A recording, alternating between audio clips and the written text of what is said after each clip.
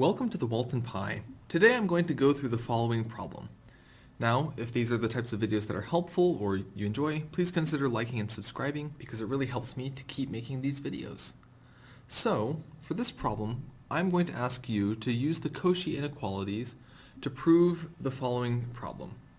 If we let W1 through Wn be points on the unit circle in the complex plane, we are going to prove that there must exist a point z on the unit circle such that the product of the distances from z to the points wj, where 1 is less than or equal to j is less than or equal to n, must be less than or equal to 1.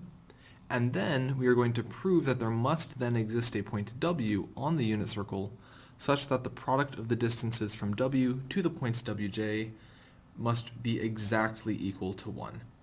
So what this is saying is we have some sort of circle on our unit disk where we have a whole bunch of places where we have spots where the function, so we have a whole bunch of collections. So here's W1, W2, W3, W4, W5, W6, W7, W8, and maybe a few other points.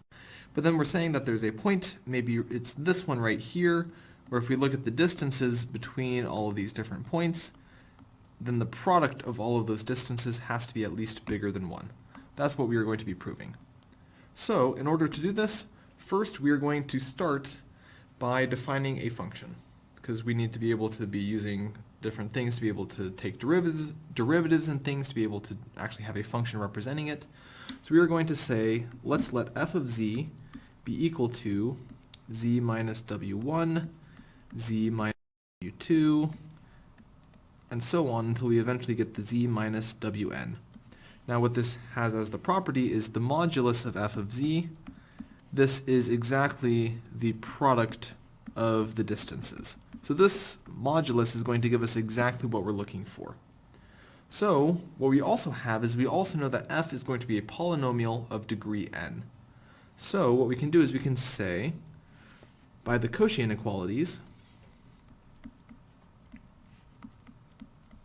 we know that the modulus of our nth derivative of f at a point z naught is going to be less than or equal to n factorial, because we're taking n derivatives, times the maximum value of f on c. That's what this is saying. This is the max value of f on our curve c over r to the n, where this is taking place on some sort of circle that is taking place, where this is a circle of radius r centered at z naught, and then this curve is c.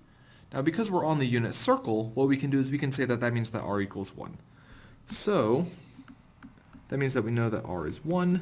So we know that the nth derivative of f at z naught is less than or equal to n factorial times the maximum value of our function on our curve.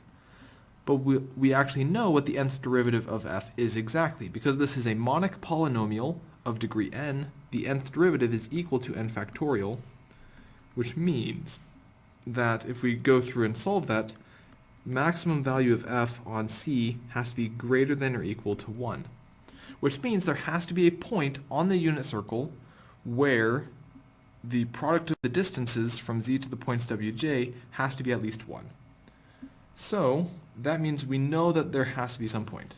So that means there exists a z such that the value of f of z at that point is equal to the maximum value of f on our curve c, which is greater than or equal to 1. Now what we're going to do is we are now going to prove that there has to be a point w on the unit circle where the product of the distances is exactly 1. So in order to do this one, we are going to use the following. So we know that since f is continuous, we know that the modulus of f, or the absolute value of f, must also be continuous. So because this is continuous, that means that we can use the intermediate value theorem.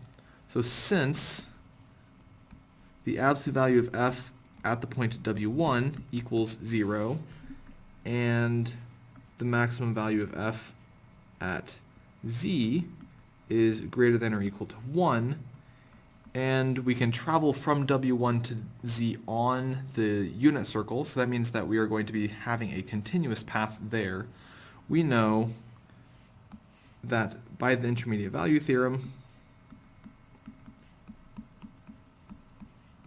there must exist a point, not W0, just W, such that the value of f at W must be exactly equal to 1. And that's how we would go through and do this problem. So if this problem was helpful, again, please like and subscribe. It helps me out quite a bit. And with that all done and the problem completely solved, I hope you have a great rest of your day and good luck with all of your math.